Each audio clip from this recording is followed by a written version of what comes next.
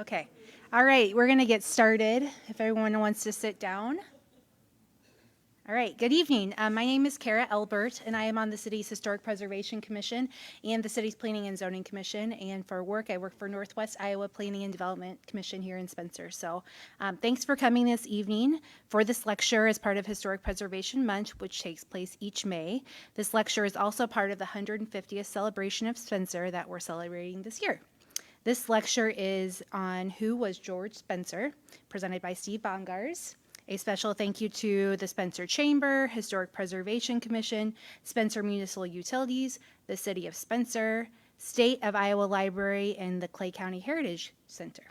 Enjoy.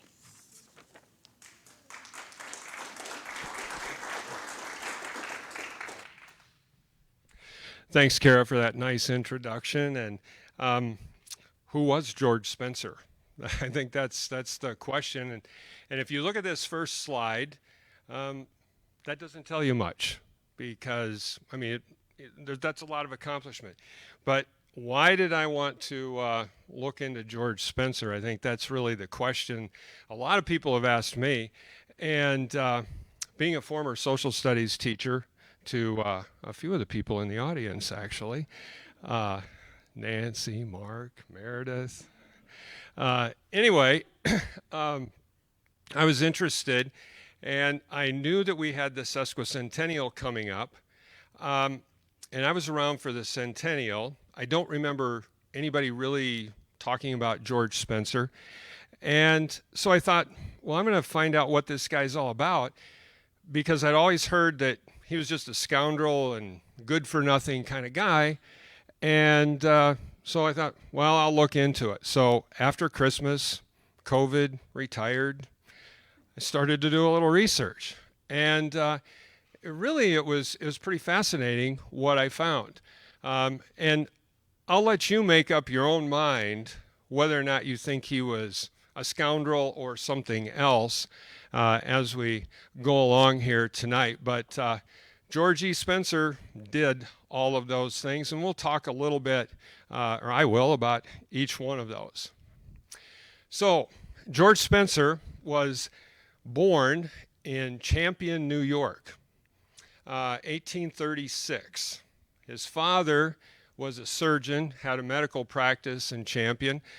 George was the youngest of 4 boys.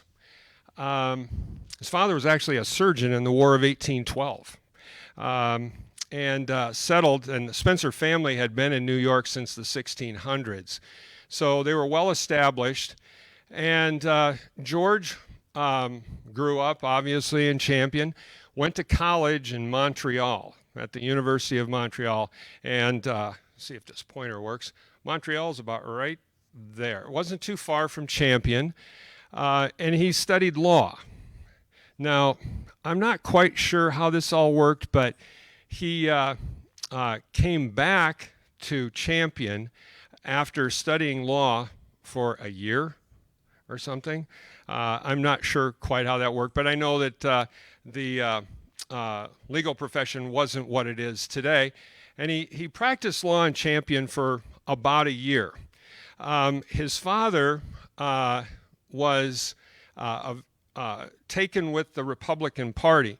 Now, by this time, it's 1856. The Republican Party has started in 1854, and the Spencers are very much in favor of the abolition part of the Republican Party. That's what gets them involved in the Republican Party.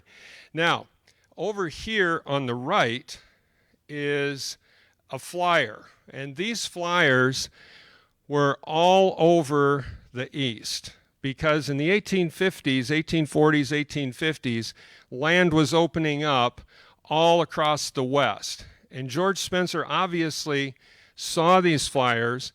He didn't want to stay in New York to make his fortune, and he goes out to, decides he's going to go to Iowa. And so he does. He does, go west, young man. And he's 19 years old, and he ends up in Newton, Iowa. Now, Newton was on the, you think, well, Newton, why Newton? Newton was right, basically, well, it's not in the middle, but it's right on the Stagecoach Trail, Interstate 80, from Iowa City to Des Moines. And in 1856, the capital of Iowa is in Iowa City, but they're in the process of moving the capital, the old beautiful capital in Iowa City, to Des Moines. And George Spencer is going to find his fortune, sets up a little law practice in Newton, and he has to go to Des Moines, and so he takes a stagecoach. And I don't know how long it takes a stagecoach to get from Newton to Des Moines, but I think it's only about 30, 40 minutes from Des Moines to Newton right now. But on this stagecoach is kind of the tipping point in George Spencer's life, because he meets this guy. Whoops, sorry. Grenville Dodge. Grenville Dodge is a very well-known businessman, politician. He's very well connected, has several businesses in Iowa. He's connected in Iowa City, in Des Moines, and in Council Bluffs. And on this stagecoach ride, Spencer connects with Grenville Dodge. And it's a friendship that lasts a lifetime. The first Iowa state capitol down here, whoops, right here. Now, many of you have seen the old capitol in Iowa City. This is what we moved to. But some very well-connected entrepreneurs had some land on the Raccoon River, and they sold it to the state and moved the capital to Des Moines. But that's another story, okay? So this whole stagecoach ride changes the course of George Spencer's life. So, as it happens, George Spencer, I'll flip back to that last slide so we can get a better look at that old capitol. George Spencer becomes, on the recommendation of Grenville Dodge, who's very well connected with the Republican Party in Iowa, Spencer is asked to be the secretary of the Iowa Senate, okay? And he makes a lot of connections that way, political connections. And one of the connections he makes is with this guy, Orlando Howe. Now, that probably doesn't mean a whole lot. And I think, Tom, you're around. Tom Howe's here. He's no relation, evidently. Okay. Yeah, we well, we thought he might have been a grandfather. But anyway, Orlando Howe, Spencer gets involved in, now, obviously, Orlando Howe was about the same age as Spencer here. This is a much later portrait. But Spencer gets involved in a judicial election in 1857 for Howe. Howe also had a law background. And we elected judges in those days, and thank God we don't do that anymore. But anyway, that's a whole different deal, too. But Howe loses the election.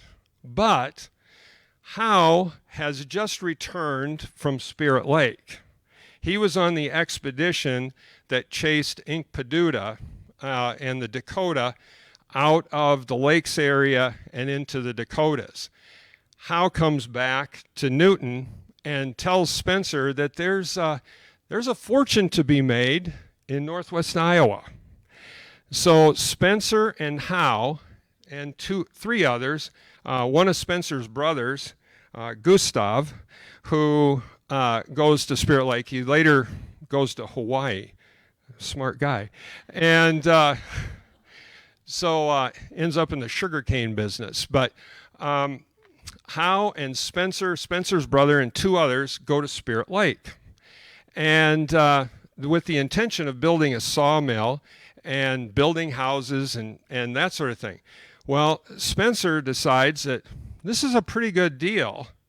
And so they plat out, they hire a surveyor, they plat out Spirit Lake.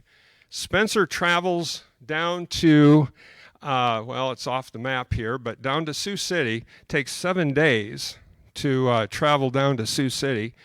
And what he does down in Sioux City, because there was no courthouse, obviously, or anything like that in Spirit Lake, but he wants to get Spirit Lake established as the county seat of Dickinson County. So he goes down, but while he's down there, he also petitions to get a post office in Spirit Lake, because if you could get a post office in a small town in the 1800s, that was a big deal, because the mail had to go somewhere and he had to have a central location. So he does that. He gets Spirit Lake designated as the county seat.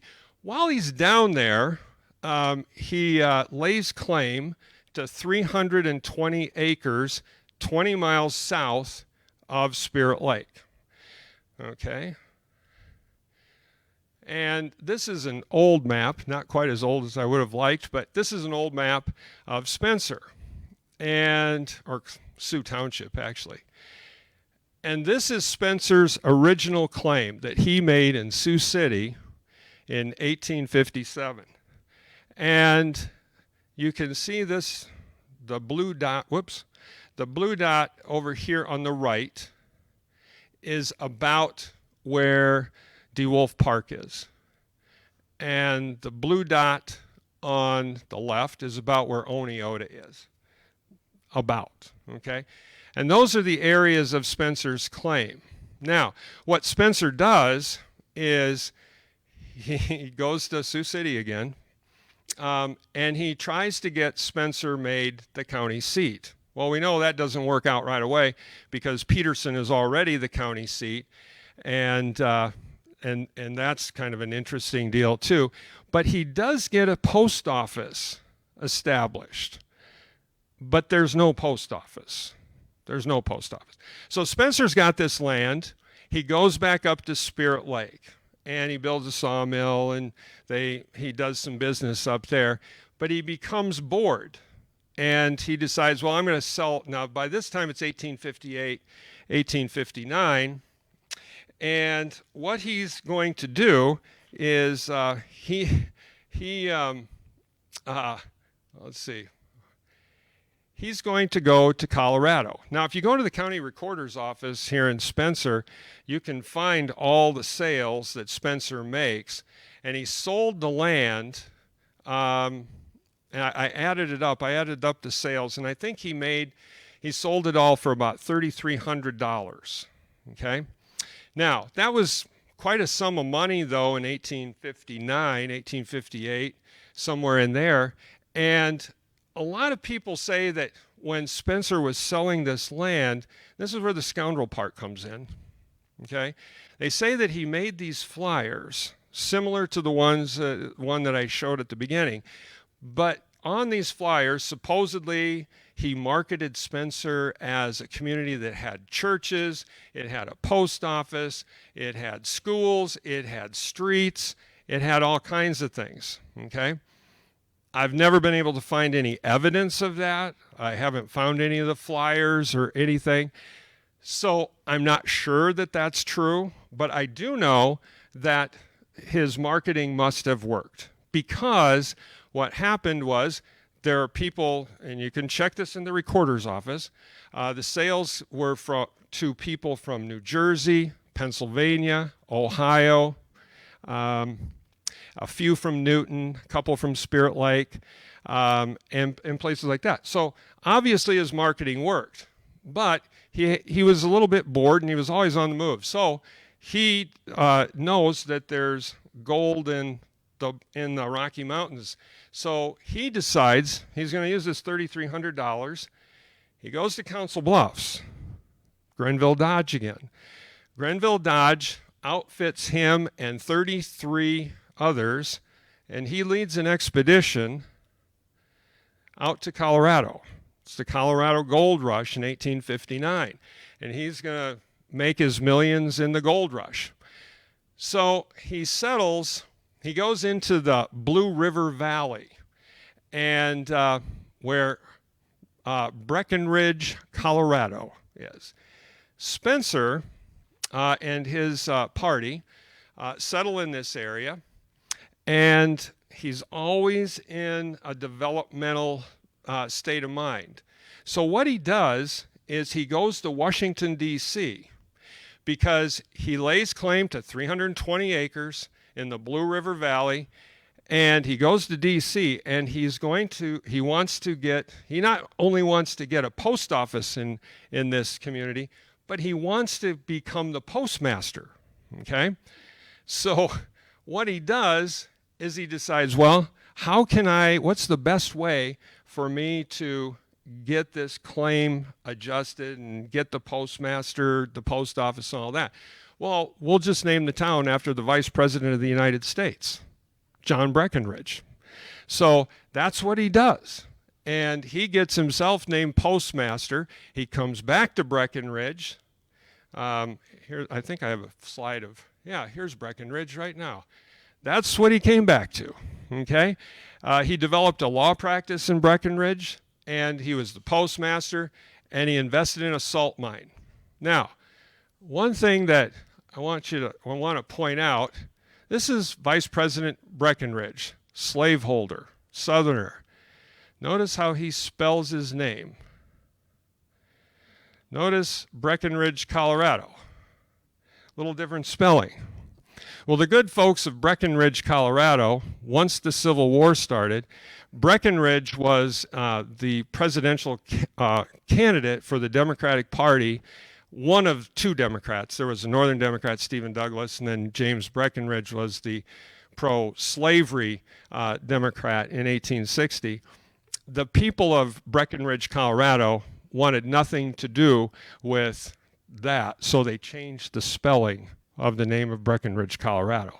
So that's why you have Breckenridge, Colorado spelled that, even though it's really named after John C. Breckenridge. Okay, so he stays in Breckenridge for a little while, and General Dodge comes a-calling again, or Grenville Dodge. And Dodge has a better offer for Spencer. He is wanting to expand his business, and so what he does is he wants Spencer to come back and take over his business in St. Joe, Missouri. Now, it must have been a pretty good offer, because Spencer had his law practice among guys who had several various claims and gold mines, and he was a postmaster, and he was making pretty good money. So Dodge must have offered him quite a sum to come back to St. Joe. So he comes back to St. Joe, Missouri. This is 1860. Okay, he doesn't stay in one place very long, I don't know, and he's like 24 years old at this time.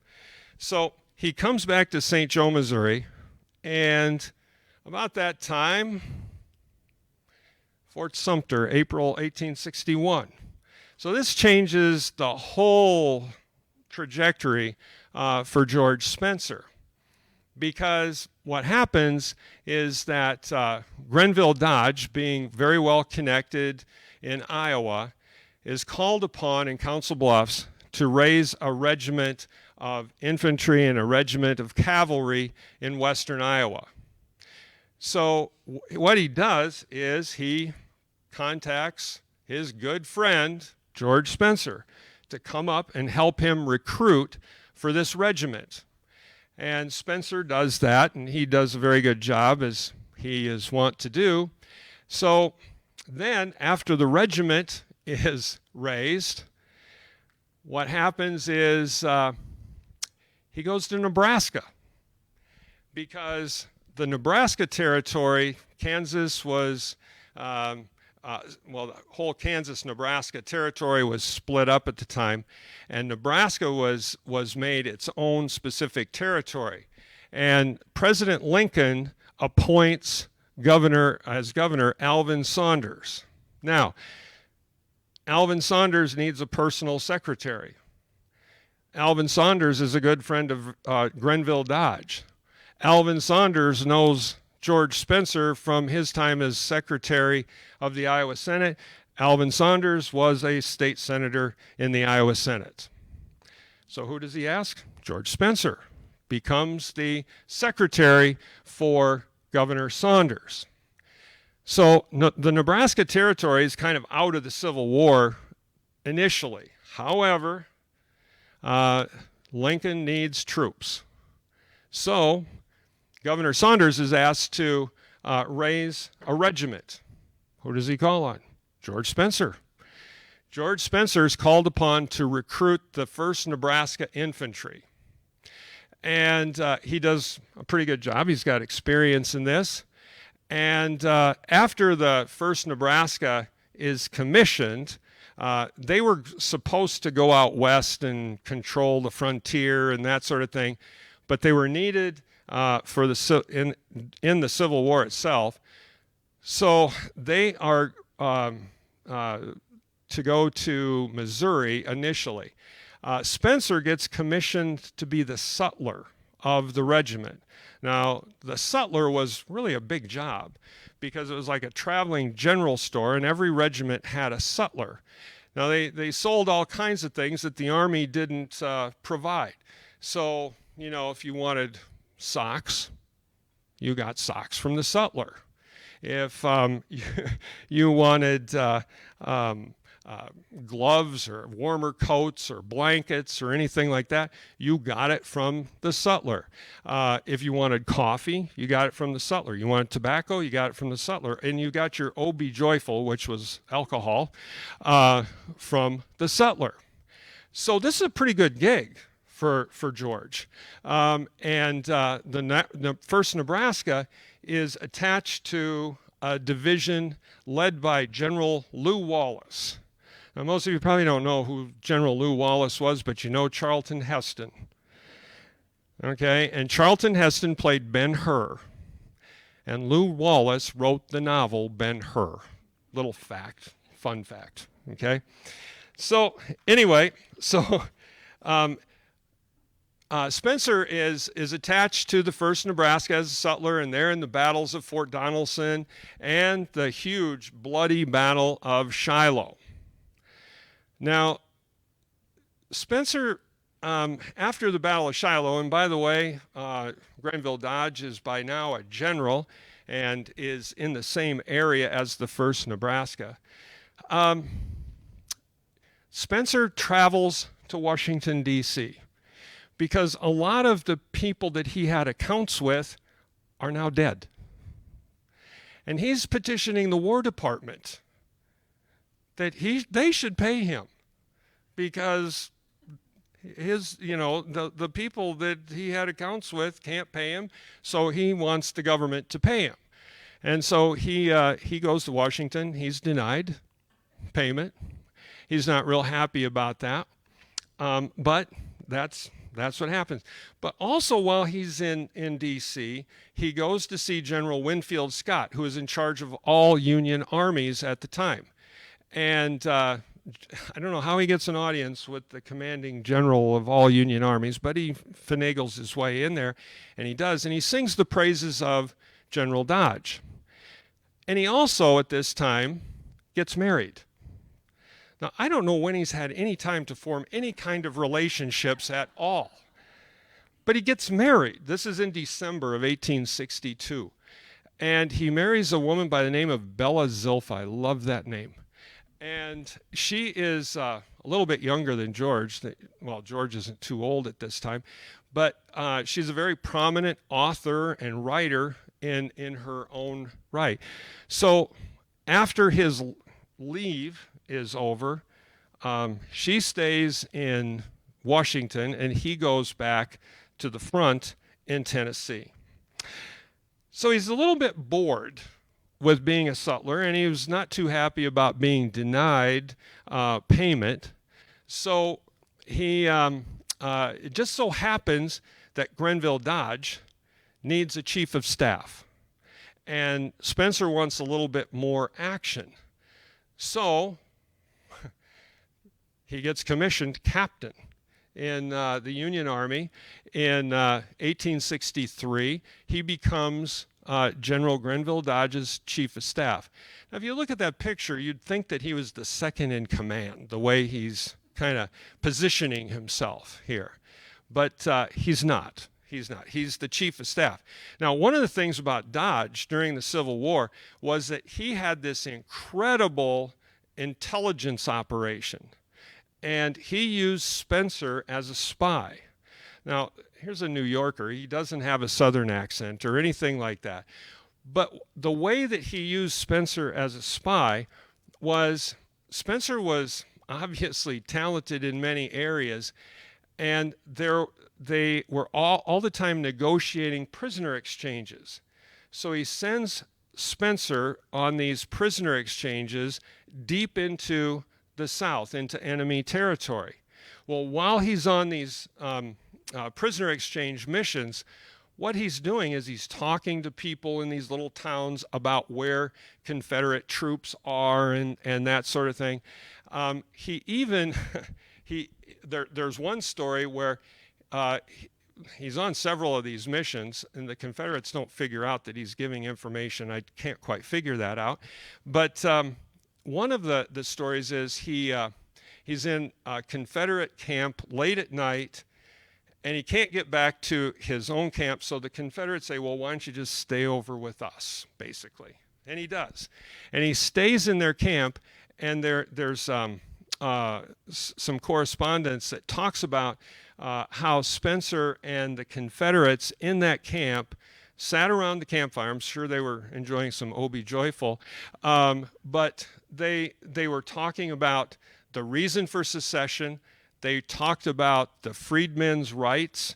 They were talking about how the war was going to end and all that sort of thing. So he's kind of an interesting character there.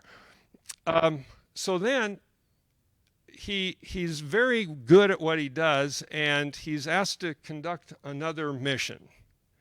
And this one is he's asked by Dodge. This is in late 1862, 1863. He's asked to become a recruiter again, but this time he's going to recruit Alabamians for the Union Army. Now, you know, it sounds kind of strange that Alabama would have a Union regiment. But if you look at this part of Alabama, this northern part, now the Union Army where Spencer was in this part of Mississippi, the northeast corner, and this part of Alabama, the hill country of Alabama, was not in favor of secession. When Alabama voted in 1861 on secession, that whole area and this little area down here where Mobile is voted against secession.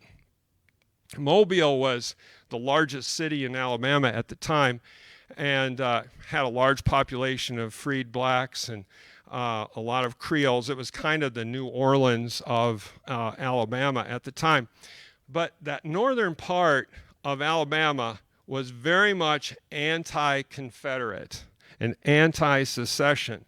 So Dodge felt that there was there could be a lot of people who might want to be involved in the Union Army, and they were being harassed anyway by the Confederacy had instituted a draft by this time, and so many of those people didn't want to be in the Confederate Army, and they were forced into it, or their families were harassed and things like that. And a lot of them looked at this as a way to get back at the Confederacy. Now, you can, let's see. This right here is a picture of some of the 1st Alabama. Now, notice that there are a couple of black soldiers in that picture, and they did recruit some of the freed blacks or the slaves who had escaped at that time were recruited for the 1st Alabama. So it was an integrated unit, even though in most of the Union Civil War regiments, they fought in segregated units. And in many cases, they were not allowed well, we've heard of the 56th Massachusetts, I think, but most of them were involved in things other than actual fighting regiments. But so Spencer and the 1st Alabama are basically, let me see, I want to go back one here. Spencer and the 1st Alabama are involved with General Dodge again, and they are very much involved in the battle for Atlanta, the Gone with the Wind kind of thing, okay? And during the March on Atlanta, Spencer gets sick, gets dysentery, which was pretty common. But Spencer's cure, now remember his father was a doctor, Spencer's cure for dysentery was opium and boiled milk. Yeah. I don't know much about either. So can't really say whether it was cured. But he lived to tell about it. So anyway, the 1st Alabama was very much involved in that whole fight for Atlanta, but they were much more involved in Sherman's march to the sea. General Sherman, by this time, has taken over the Army of the Tennessee, which was the Southern Army. Grant has taken over the Army in the northern part and the eastern part of the war. And Sherman and his army are going to march on Savannah. And I think, we've all heard this quote in various forms, "War is hell," by General Sherman, but it certainly was, and Spencer and the 1st Alabama certainly made it that way. And this picture, I think, really depicts a lot of what went on during that time. One of the things you'll see, they destroyed every railroad that they could possibly destroy, and they would they would take the rails and they would form them, they'd bend them, and they'd call them Sherman neckties, so that they were totally unusable. And the 1st Alabama was sent out ahead of the main part of the army. And what you've heard about how they destroyed property. Well, they were to destroy public property. They destroyed towns, they destroyed railroads, they stole farm animals, anything, because Sherman's army was really feeding itself off of the South at the time, and the 1st Alabama was a great part of that. But one of the things that they also did is they plundered and pillaged private property as well.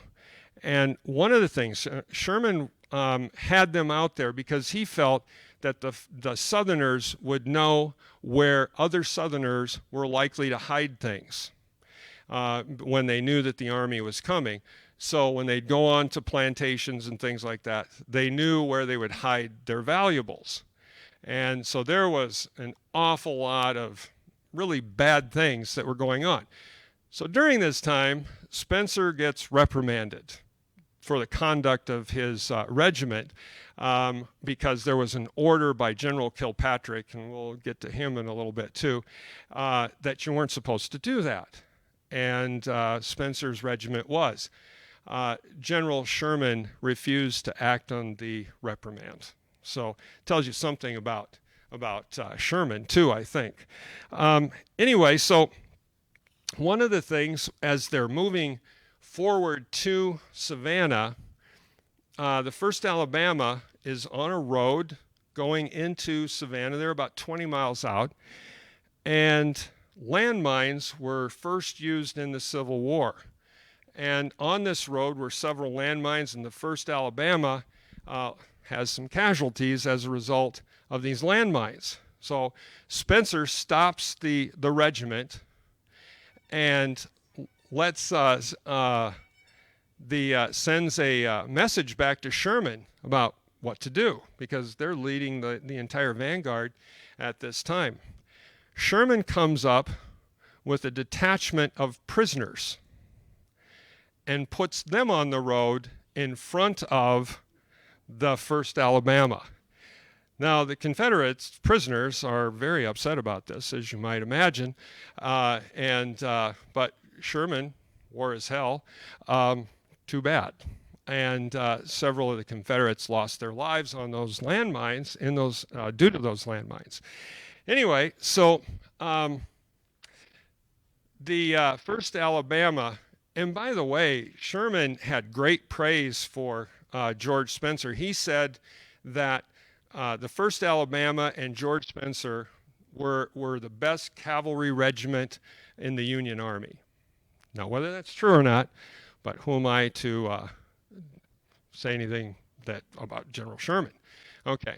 Now, when Sherman enters Savannah, he enters Savannah just before Christmas in 1864, and he has the 1st Alabama Regiment and George Spencer lead the army into Savannah, which was quite an honor for Spencer and the 1st Alabama.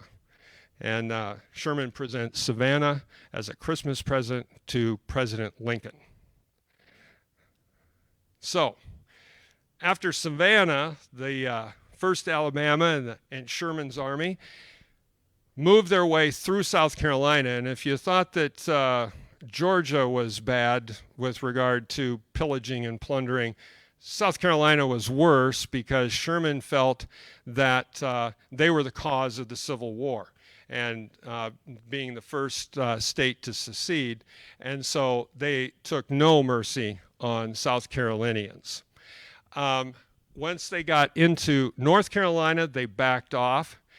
But the last major conflict that the 1st Alabama is involved in is the Battle of MONROE'S Crossroads.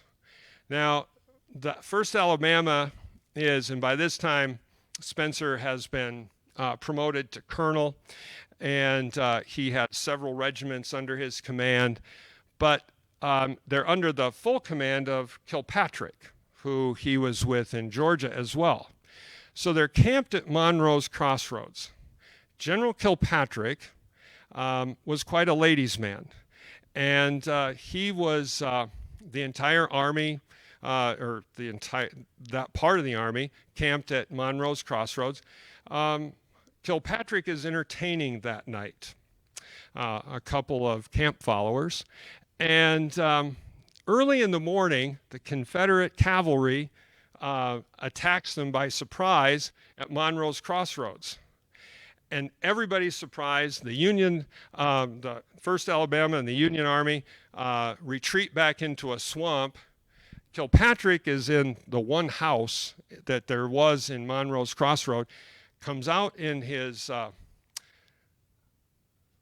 evening wear, I guess you would say, and the Confederates want Kilpatrick because Kilpatrick didn't have a good reputation among the Confederates, and they're asking, where's Kilpatrick? He doesn't look like a general in his nightgown, and he says, he went that way.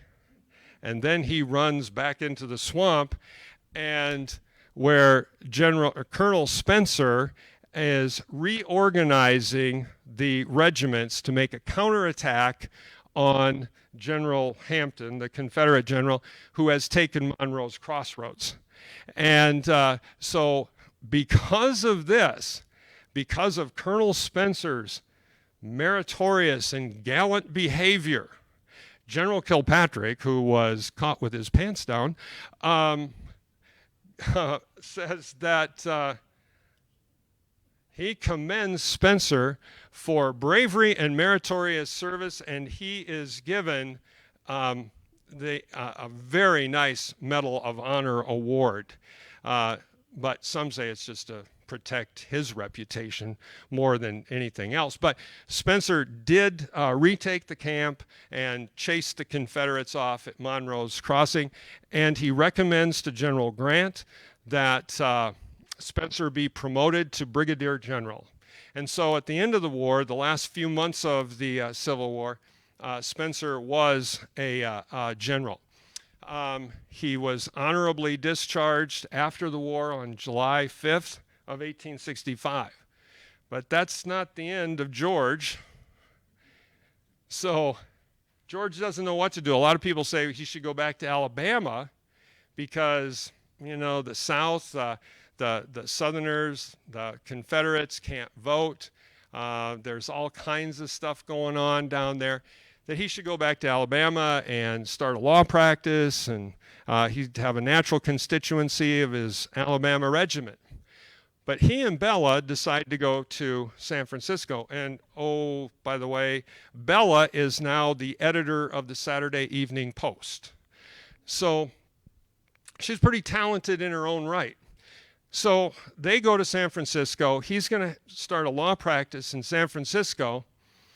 And Bella is going to take a world tour through the Saturday Evening Post, and she's going to file her dispatches from various locations, and George is just going to wait for her in San Francisco. Well, they don't do that, and instead they both move back to Alabama, to Huntsville, Alabama area, where he sets up a law practice, and he becomes a cotton buyer. Well, you'd have to put quotes around cotton buyer. There was a lot of confiscated cotton in Alabama at that time, and he knew a lot of textile people, buyers up in New England through his contacts in the Civil War. And so he gets a hold of this cotton. We'll say that he bought it. And then he sells it to these textile merchants up in New England, and he makes a good deal of money doing this. He also becomes a bankruptcy judge. There are a lot of bankruptcies. The South is in depression at the time. But in order to become a bankruptcy judge, you had to be appointed by a federal judge at that time.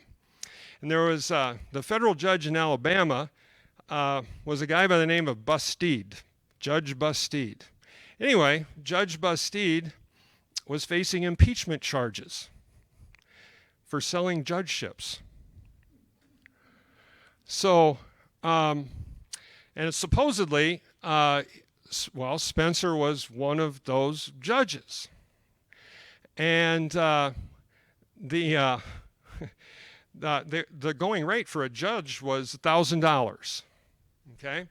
And the Congress was investigating him to see whether or not they should impeach him, and they call Spencer in to testify, and yeah, he gave Judge Bustede $1,000, but he never said that it was in, a kickback to get the judgeship. What Spencer said was, yeah, I gave him $1,000 because Judge Bustede and all federal judges are overworked and underpaid, and this was just my way of showing them my appreciation for their service. And Judge Bustede, a little side, you probably need to know what happened to Judge Bustede. He was not impeached. He was a Republican. The Republicans had control of the House and the Senate and decided that there was nothing there.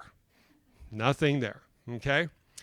So, and then on a sad note, the reason Bella did not go on the world tour is because she was pregnant.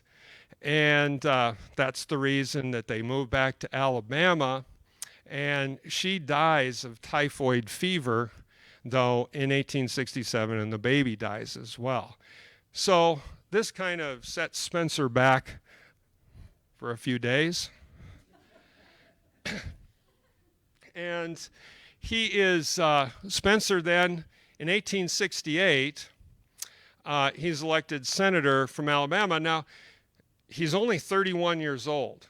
Up to that time, he was the youngest senator elected in he was the youngest senator in the Senate at that time. There were two others who were a little bit younger than him who had been elected before that, but he's in the top 10 of youngest people ever elected to the U.S. Senate. And he definitely was a carpetbagger. And you have to understand, too, that we didn't elect senators with a popular election, okay? I don't want to go too much U.S. government class here, but the state legislatures elected U.S. senators up until 1914, 1912, something like that. And so the state legislatures. Now, the South was solidly Democratic prior to the Civil War. and it was after Reconstruction too. But the Confederates couldn't vote, and so there was the natural constituency was for the Republicans to take over. And the newly freed blacks who were entitled to vote were primarily Republicans because of Abraham Lincoln and because their former masters were Democrats.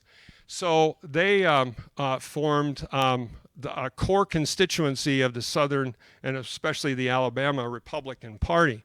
Now, Spencer decides he's going to run for the Senate, and he's a carpetbagger. Carpetbaggers were the Northerners who went down to the South and either got made money in politics or business. And he was more of a radical Republican. There were two branches of the Republican Party at that time. There was the conservative Republicans and the radical Republicans. And the conservatives wanted to make the South's entry back into the Union a little easier. The radical Republicans wanted to punish the South more so than the conservatives did. So Spencer's coalition of getting elected was the Northern Alabamians, who he had a great affinity for, and they had a great affinity for him, and the newly freed blacks, especially in what they call the Black Belt of Alabama, which goes from like Montgomery through Selma and over to the Mississippi border. And the biggest battles, and there was another Republican senator elected at the time, Willard Warner, who was also a general in the Civil War. He's from Ohio. He was a little more well-connected with President Grant, who was also elected in 1868. Spencer and Warner never got along because Warner controlled most of the patronage. Now, I'm not going to say that there were kickbacks going on, because of this patronage, but there were kickbacks going on as a result of patronage jobs in the 1860s and 70s. So Spencer complained that Warner got about 5/6 of the patronage jobs, federal patronage jobs in Alabama, and he didn't like that. And so Warner was tied to the governor, the newly elected Republican governor of Alabama, a guy by the name of Smith, whose brothers had all fought for Spencer during the Civil War. And so Spencer was at odds with both of them. So Spencer, Warner, this is kind of interesting. Back up. Warner has to run for re-election in 1870. They were staggering the terms to get them back on track. And Spencer campaigns against Warner, Republican against Republican. Ronald Reagan's rule didn't apply, I guess, back then. But anyway, so he's campaigning against Warner, but what happens is that a Democrat gets elected as a result because Spencer despises Warner so much that he gets some of his Republican state senators and state legislators to vote for the Democrat rather than vote for Warner. But the real reason was so he could have control of the patronage jobs and not Warner, because he knew that the federal patronage jobs would still be Republican because they had a Republican president. Okay? So anyway, he runs for re-election in 1872. And it's a disputed election. And this is crazy. Disputed election? Who would ever think that we would have a disputed election? 1872. So there are two sets of returns. One set of returns favors a Democratic legislature. And as soon as those returns are found, those Democrats take a hold of the Alabama State House in Montgomery. Well, there's another set of returns that show the Republicans winning. And all of those people hold office in the courthouse in Montgomery. It's called the courthouse legislature. Okay, so Spencer, thinks obviously that the courthouse legislature is the legitimate one. So they have to appoint a commission to decide which of these election results are the right ones. So the Congress was controlled by the Republicans in 1872. And so what happens is they appoint a commission, 4 Republicans and 3 Democrats.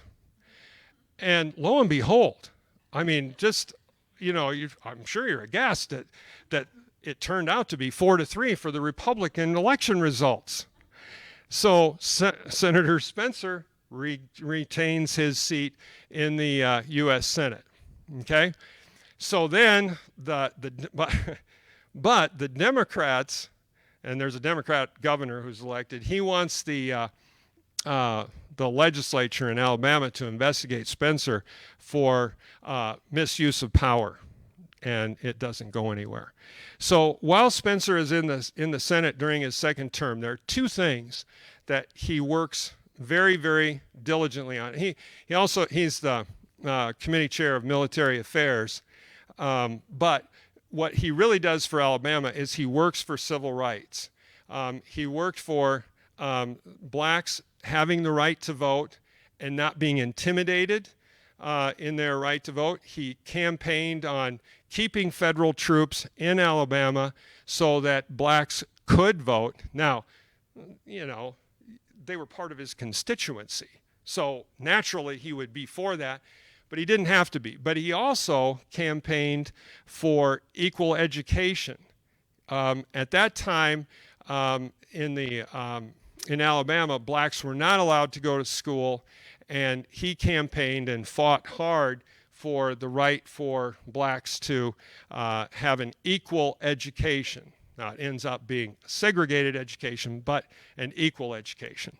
Okay. He was also an opponent of the KKK. The KKK started in about 1868, and they were notorious not only for attacking the newly freed slaves, but also those northern Alabamians who Spencer fought with and fought for.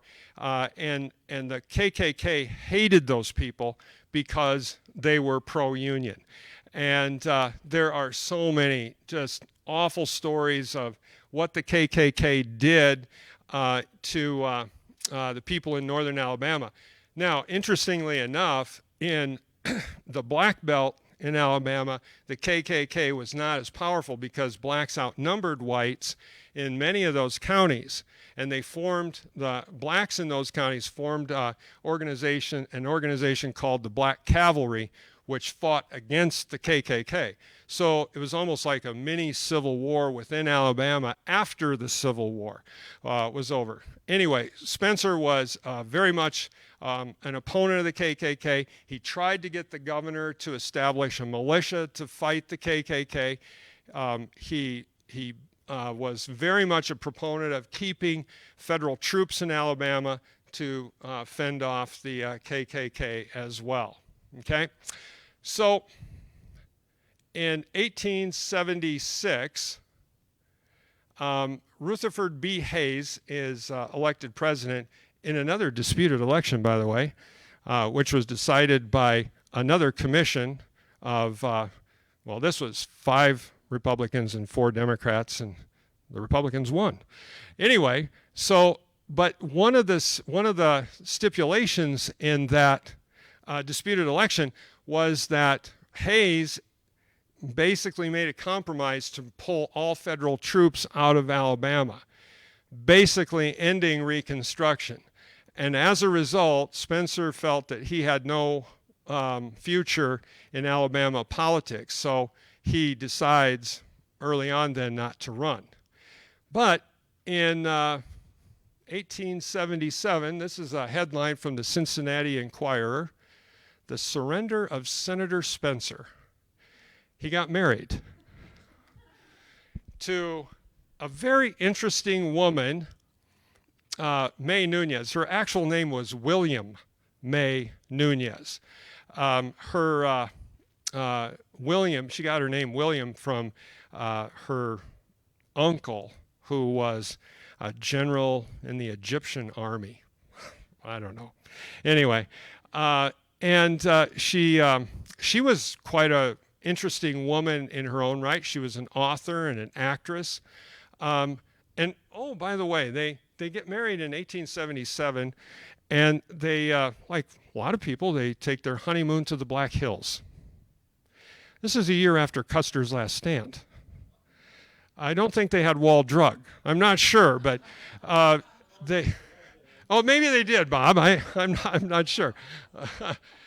So he marries May Nunez in 1877, and as I said, she's quite the author and actress, well-known actress.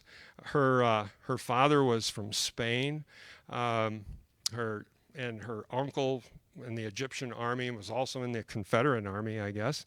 And she wrote, one of the books that she wrote was entitled Dennis Day Carpetbagger. I think it was, she was referring to her husband, actually. So anyway, he retires from the Senate in 1878, and they moved to Nevada, where he buys a ranch, invests in gold and silver mines in Nevada, and doesn't stay out in Nevada very long because Grenville Dodge comes calling again.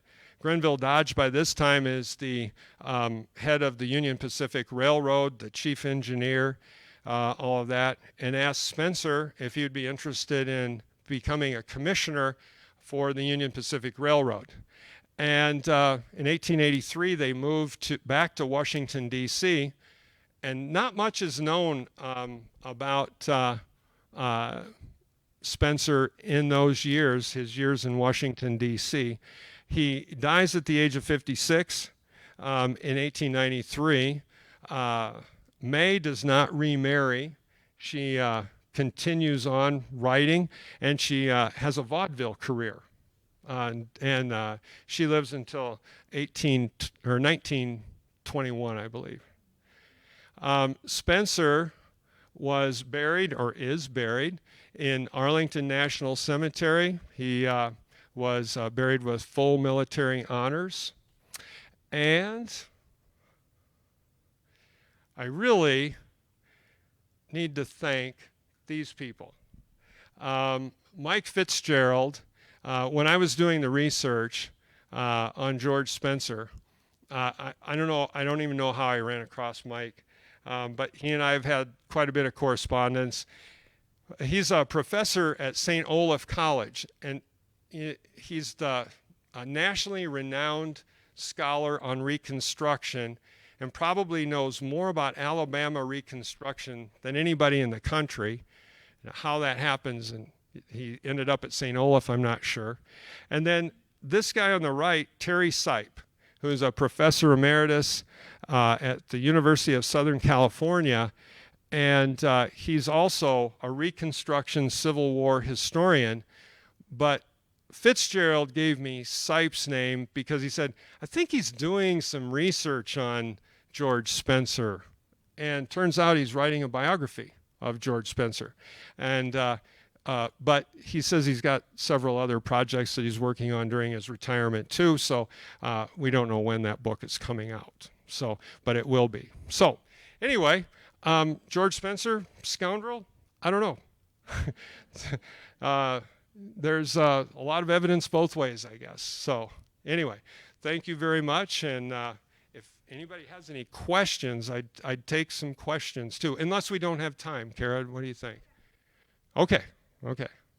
Yeah. As far as you know, Spencer never lived in Spencer or spent any time really here. Yeah, the question, did Spencer spend any time here, live in Spencer? No, he actually spent more time in Spirit Lake. Yeah, than Spencer. He just gave his name. It's actually Spencer's Grove, because in those days, if you put the Grove on the end of a town name, it meant trees. Might be more attractive to potential buyers. Yeah. So, yeah. Now, he did, when he was out in Colorado, there's some correspondence between him and, or maybe when he was in Council Bluffs, between him and Orlando Howe about coming back into the area. But there's some kind of, it's a kind of weirdly stated about, don't tell anybody that I might be coming back. Now, I don't know if he had some debts outstanding or what, but who knows? Yeah. So, yeah.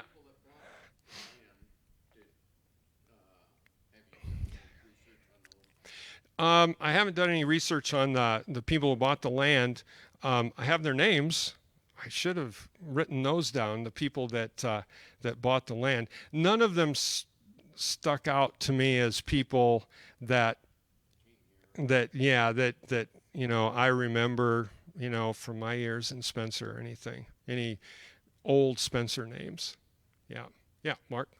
Was there a connection, some folks that came over from the Breckenridge area that found Spencer's Grove at that point, and that's when settlement started? Yeah, I think you're right on that, because I think if you check and I don't know if it was Grettinger or the Emmetsburg area in that, but you know, there's somebody over in that area bought one of his claims.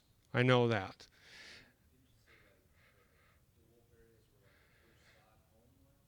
Yeah, I think the first sod home is out there by DeWolf Park, was out there by DeWolf Park. Yeah, yep, yep.